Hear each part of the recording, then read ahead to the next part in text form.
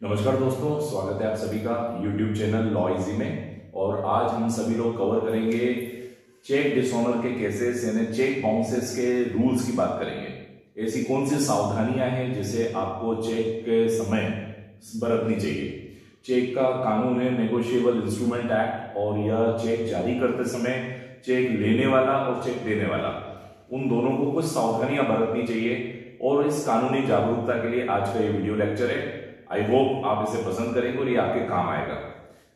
तो आइए स्टार्ट करते हैं चेक बाउंस लॉ, यानी आज हम लोग समझने वाले हैं चेक बाउंस के कानून के बारे में।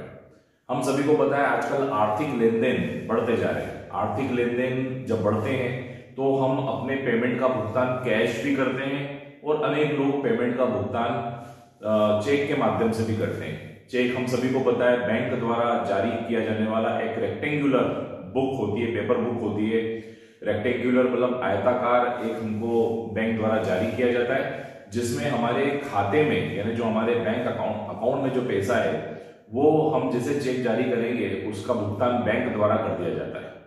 तो चेक से हम अपनी मॉनेटरी लायबिलिटी को पूरा करते हैं। यानी यदि किसी व्यक्ति से हमने कोई सामान खरीदा तो नकद की जगह हमने यदि उसे चेक दे दिया तो वो चेक सामने वाला व्यक्ति बैंक में लगाएगा, भले वो अपनी बैंक में लगाएगा, वहां से आपकी बैंक के पास जाएगा और वहां से आपकी राशि निकल जाएगी। लेकिन कई बार ऐसा होता है कि हमने जल्दीबाजी में चेक दे दिया और पता चला खाते में रुपए नहीं है, और जब खाते में रुपए नहीं होंगे तो चेक बाउंस हो जाएगा, और ये चेक बाउंस एक अपराध होता है। इसी के कानून, इसी के नियम आज हम सभी लोग समझेंगे। तो आर्थिक लेन देन में, दिन प्रतिदिन आर्थिक लेन देन में चेकों का बहुत ही ज्यादा इस्तेमाल हो रहा है, बहुत ज्यादा उपयोग हो रहा है। और चेक से खाते में पर्याप्त राशि होती है तो चेक से वो अमाउंट निकल जाता है, आपके खाते से डिडक्ट हो जाता है। तो नॉर्मली चेक का उपयोग ये होता है।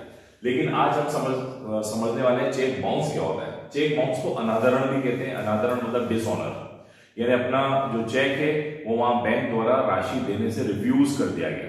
तो बैंकर कब राशि नहीं देता है? तो जब आपके अकाउंट में पैसा ही नहीं है।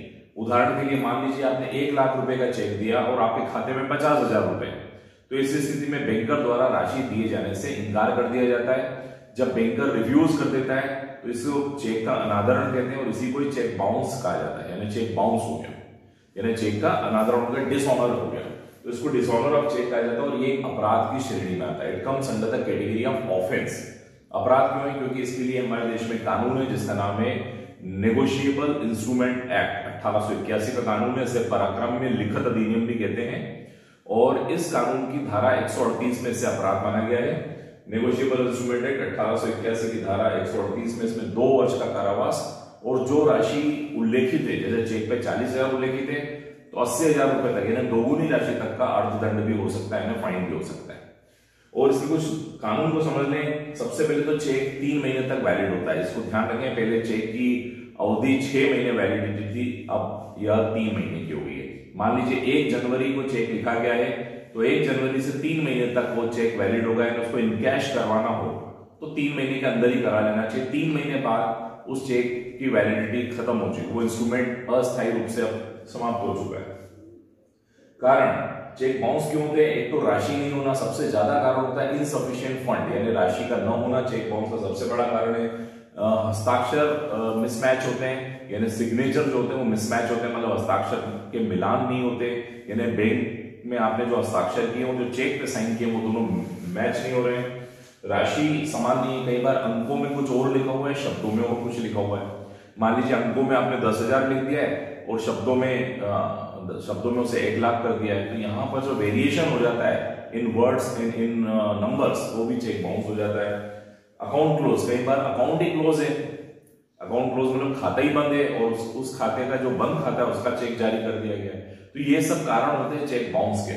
अब यदि हम बात करें टाइम की, तो टाइम ये कानून ये कहता है कि चेक बाउंस होने के 1 महीने के अंदर नोटिस देना जरूरी है, और नोटिस मिलने के बाद 15 दिन का सामने वाले व्यक्ति को समय देना जरूरी है। और उसके बावजूद भी व्यक्ति यदि भुगतान नहीं करता है, पेमेंट नहीं करता है, तो उसके 1 महीने के अंदर न्यायालय में कंप्लेंट यानी न्यायालय में केस दाखिल किया जा सकता है। तो ये इसकी टाइम लिमिट्स बताई गई है। अब यदि हम ध्यान रखने वाली बातों की बात करें तो चेक जारी करने वाले को और चेक लेने वाले को दोनों को क्या बातों का ध्यान रखना चाहिए। सबसे पहले खाते में देख लेना चाहिए, जो व्यक्ति चेक जारी करता है वह उसे देख लेना चाहिए कि खाते में पर्याप्त राशि है कि नहीं, क्या सफिशिएंट फंड है। नंबर 2, जिस व्यक्ति को चेक जारी किया गया है वह चेक 3 महीने में लगा देना चाहिए। 3 महीने बाद उस व्यक्ति के किसी काम का नहीं है, अगर वो 3 महीने में चेक नहीं लगाएगा तो 3 महीने बाद वो चेक की वैलिडिटी समाप्त हो जाएगी। नो स्पेस, कोशिश करना चाहिए चेक बनाने वाले को जब वो अंकों और शब्दों में लिख रहा है तो गैपिंग नहीं होना चाहिए, क्योंकि गैपिंग होगी तो उस गैपिंग में मैनिपुलेशन हो सकता है, कोई व्यक्ति कुछ शब्द डाल सकता है, तो गैप नहीं होनी चाहिए। सिग्नेचर को एक बार कंफर्म कर लेना चाहिए कि हमने कौन से सिग्नेचर बैंक में किए हैं। कई लोग हिंदी में भी हस्ताक्षर करते हैं, अंग्रेजी में भी हस्ताक्षर करते हैं। आपने बैंक में यदि अंग्रेजी में स्पेसिमेन दिया था, अपना नमूना दिया था हस्ताक्षर का, तो आपको चेक पे भी अंग्रेजी में ही करना पड़ेगा। सिग्नेचर पे ध्यान देना चाहिए। चेक की डिटेल देख लेनी चाहिए, जो भी आप चेक जारी करते हैं उसका चेक नंबर, डेट और जिसको जारी किया गया उसकी चेक बुक के आखिरी में जो डिटेलिंग का एक पेज होता है उसमें उसकी एंट्री जरूर कर लेनी चाहिए, ताकि आपको याद रहे कि चेक किसे जारी किया गया था। कोशिश करके अकाउंट पे ही चेक देना चाहिए। अकाउंट पे ही चेक देने से बहुत ही इंपॉर्टेंट रहता है। अकाउंट पे ही सीधे अकाउंट में जाता है, तो एक सबूत के तौर पे भी इसका इस्तेमाल किया जा सकता है। और कुल मिला के चेक के मामले में पूरी सावधानी बरतना चाहिए। चेक का असावधानी पूर्वक आचरण करने पर किसी भी प्रकार की कानूनी पचड़ों में पड़ सकते हैं।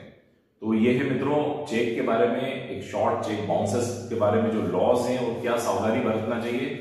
I hope you enjoyed this lecture. Kindly subscribe my channel law easy.